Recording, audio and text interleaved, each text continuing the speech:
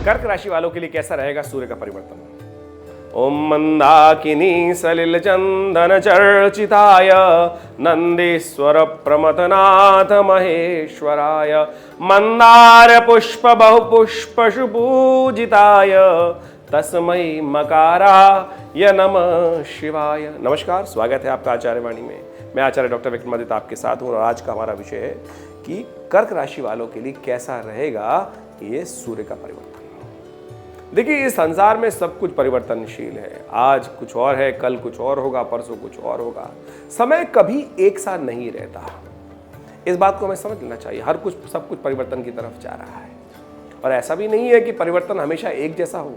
अब सूर्य का परिवर्तन जो है 12 राशियों में ही होता है और हर वर्ष 1 महीने 30 दिन तक एक राशि में रहते हैं और निश्चित तिथि पर बदल भी जाते हैं। तो ये हम सोच रहे हैं कि जैसा परिवर्तन पिछले साल हुआ था उससे पिछले साल हुआ था, सूर्य वही हमारी राशि में, क्योंकि राशि भी वही है, सूर्य की गति भी वही है, अंश भी उतने रहेंगे, उसी प्रकार से प्रभाव रहेगा, ऐसा नहीं कह सकते। क्योंकि बाकी सारा, केवल एक ही चीज परिवर्तन नहीं है, सब चीज परिवर्तनशील है। कुछ भी एक स्टैटिक नहीं है, यानी कुछ भी एक रुका हुआ नहीं है। हम इस बात को समझ लेना चाहिए कि सब कुछ परिवर्तन, आज ये ग्रह यहाँ पर है, कल यहाँ होगा, परसों यहाँ होगा और ये भी परिवर्तन की तरफ जा रहा है। जरूरी नहीं है कि अगली बार अगले साल जब सूर्य का परिवर्तन हो तब यही ग्रह इन्हीं अवस्थाओं में रहे। सब कुछ परिवर्तनशील है, आप भी बदल रहे हैं, सब कुछ संसार में बदल रहा है। तो ऐसे में इस सूर्य का परिवर्तन आपके लिए क्या कुछ करने वाला है। देखिए, कर्क राशि वालों या कर्क लग्न वालों, दोनों राशियों के हिसाब से प्रभाव समझ सकते हैं। कर्क लग्न राशि हो या कर्क जन्म राशि हो, दोनों, या चंद्रमा आपकी राशि के विशेष तौर पर जन्मपत्री के अनुसार से जिस राशि में होता है वो लग्न राशि वो राशि मानी जाती है, और जो लग्न में उदय होता है आपकी जन्मपत्री के अनुसार से वो लग्न राशि मानी जाती है। तो दोनों में से प्रभावी कौन सी है उसको एनालाइज करने के बाद फिर देखना चाहिए कि ज्योतिष के अनुसार से गोचर में किस पे प्रभाव करना है प्रेडिक्शन। तो आमतौर पे ऐसा कहा जाता है, देखा जाता है कि लग्न जो जन्म राशि है उसके हिसाब से देखने। फिर भी हम कहेंगे बहुत अच्छे से अनुसंधान कर तो समझ लें कि कौन सी राशि आपके लिए प्रभावी रहेगी, जन्म या लग्न या सूर्य राशि या लग्न राशि कौन सी रहेगी। उन सब चीज़ को एनालाइज करने के बाद फिर आगे भविष्य के बारे में बात करनी चाहिए। तो आज हम कर्क राशि पर उपस्थित हैं। कर्क राशि में जो सूर्य का भाव है वो द्वितीय भाव है। द्वितीय भाव कुटुंब का भाव, धन का भाव माना जाता है।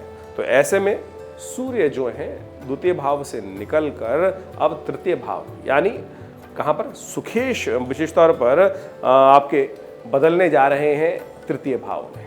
तृतीय भाव पराक्रम का भाव माना जाता है, मित्र का भाव माना जाता है, भाई का भाव माना जाता है। तो ऐसे में सूर्य यहाँ जाके आपके पराक्रम को अद्भुत प्रकार से उदय देने के योग कर सकते हैं, धन लाभ के योग बना सकते हैं, आपके पराक्रम से, पुरुषार्थ से लाभ के योग बन जाते हैं। ऐसे में जब पुरुषार्थ व्यक्ति होता है, करता है ज़्यादा, तो विनय उसमें समाप्त हो जाती है।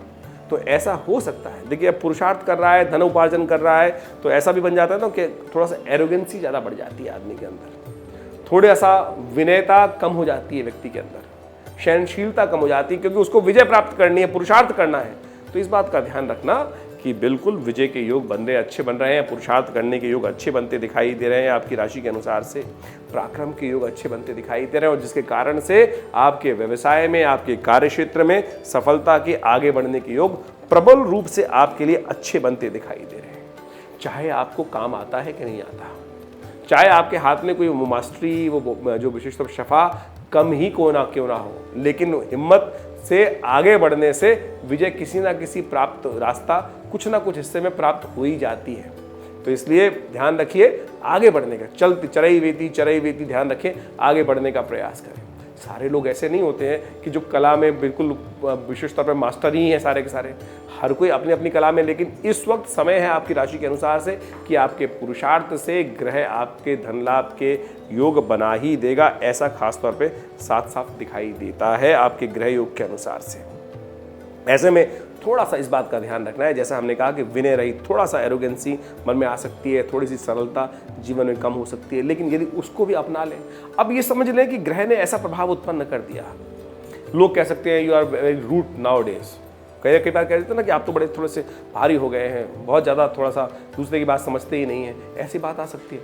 अब ग्रह ने ऐसा प्रभाव उत्पन्न किया तो हम उसको ठीक कर लें। अब ऐसा नहीं है कि ऐसा ही होगा, हम विभिन्न ग्रहों के उपचार के लिए, उपाय के लिए लोग हमारे पास आते हैं ना, तो हम उपाय बताते हैं, भाई ये उपाय कर लो। तो ये उपाय ही है ना कि आप विनयता थोड़ी कम हो जाए, एरोगेंसी थोड़ी बढ़ जाए, उसको थोड़ा कम करने का प्रयास कर लीजिए। उससे आपकी सफलता के मिलने के चांसेस और ज़्यादा बढ़ जाएंगे और लोगों का सहयोग आपकी तरफ और ज़्यादा बढ़ जाएगा। ऐसे योग दिखाई देते हैं खास तौर पर। लेकिन एक बात ध्यान रखिएगा, कई बार जब आगे बढ़ने का प्रयास करते हैं, लोग आपको रोकने का प्रयास कर सकते हैं, उसमें आपका विरोध भी उत्पन्न होने के योग बन सकते हैं। तो विरोध ना पालें, इस बात का ध्यान रखें। ऐसे योग में दिखाई देता है कि भाइयों से, मित्रों से कुछ ना कुछ द्वंद्वात्मक स्थिति उत्पन्न हो सकती है और वो आपके लिए अच्छी नहीं रहेगी। तो द्वंद्वात्मक स्थिति उत्पन्न ना होने दें।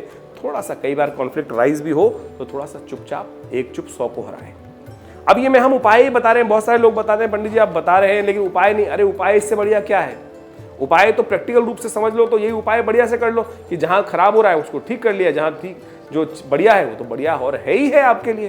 तो ऐसे में ग्रहों का परिवर्तन जो है वही आपके मनोमस्तिष्क में उस प्रकार के परिवर्तन उत्पन्न कर देता है, तो इसमें आगे बढ़ने के योग बन सकते हैं। ध्यान रखिएगा, थोड़ा सा कर्ण संबंधित रोग, थोड़े से सुनने वाले संबंधित रोग, ये आपको थोड़े परेशान कर सकते हैं। तो थोड़ा सा ब्लड प्रेशर संबंधित रोग परेशान कर सकते हैं। तो ऐसे में उसको ठीक करने के लिए आपको यथाउचित भाव से प्रयास करना चाहिए।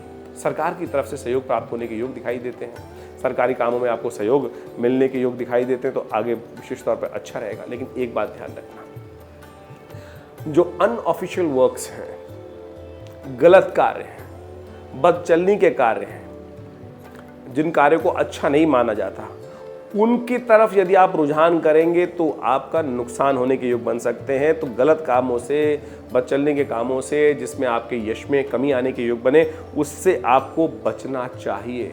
किसी को धोखा देने का काम, फरेब करने का काम यदि करेंगे तो उसमें नुकसान होने के योग बन सकते हैं। ये भी हम आपको हिदायत पहले से ही दे सकते हैं। बहुत सारी चीज़ों के संबंध में इस सूर्य के परिवर्तन से आपको इंट्यूशन जैसी चीज़, मिस्टिक साइंसेस की तरफ थोड़ा सा आपका रुझान, ज्योतिष ऐसी बहुत सारी चीज़ें होती हैं, भविष्य को जानने वाली बातों की तरफ आपका रुझान इन दिनों बढ़ सकता है। ग्रह प्रभाव उत्पन्न कर रहा है। ऐसे नहीं, तो सब जो कुछ भी यावन मात्र ब्रह्मांड में होता है वो सारा ग्रहों के अधीन है। वो आपको स्वभाव बनाते हैं, वही आपके अंदर उस प्रकार के भाव उत्पन्न कर देते हैं स्वाभाविक तौर पर। तो ये सारे के सारे ग्रहजन से ही संचालित होते हैं। मनोमस्तिष्क में भाव, विचार, ये सब चीज़ें, गति जो है, ये सारे की सारी चीज़ें ग्रहों के हिसाब से बहुत अच्छे से बिल्ड की जा सकती है और इन सबको बहुत अच्छे से समझ लेना चाहिए।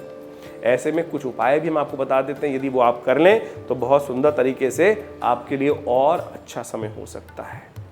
सूर्य जो है वो किसके स्वामी है? एक मंत्र बता रहे हैं, ओम घृणी सूर्य आदित्याय नमः। इस मंत्र का यथाउचित भाव से आप जप करने का प्रयास करें, ये आपके लिए बहुत सुंदर रहेगा, अच्छा रहेगा। और एक काम करें, आप यदि हो सके तो रविवार के रविवार नमक का दान कर दिया करें। रविवार के दिन कम से कम थोड़ा सा नमक का सेवन ना करें, आधे समय तक, एक समय भोजन में नमक का सेवन ना करें। ये कुछ उपाय हैं जिनको आप नित्य प्रति कर लें तो बहुत सुंदर तरीके से आपके ग्रहों का उपचार भी होगा। और जो कुछ प्रभाव ग्रह उत्पन्न कर रहे हैं वो तो हमने आपके समक्ष बता ही दिया। तो इस प्रकार का प्रभाव सूर्य का है, ये परिवर्तन होने से क्या कुछ होने के योग दिखाई देते हैं, तो उनको समझकर आप काम करें, कल्याण होगा। नमस्कार, धन्यवाद।